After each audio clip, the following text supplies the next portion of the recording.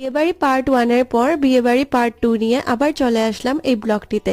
Coffee আর পকোড়া খাওয়ার পর চলে গেলাম আমরা মেইন কোর্স খাওয়ার জন্য। সুন্দরভাবে প্লেটটা সাজিয়ে গুছিয়ে নিয়ে খেতে বসলাম। খাওয়া দাওয়ার পর বাইরে এসে দেখলাম সবাই মিলে বরকে বসালো কুঞ্জ ঘরে। আমি অনেক চেষ্টা করেও বরের মুখটা আর উঠাতে পারলাম না ভিডিওতে। এবার সবাই মিলে নিয়ে আসলো বউকে। বর বউকে কিন্তু দারুণ মানাচ্ছিল।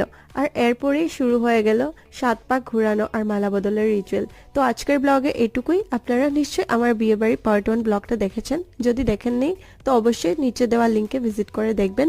আর ভালো লাগলে লাইক, কমেন্ট, শেয়ার, সাবস্ক্রাইব করে সঙ্গে থাকবেন। Thank you.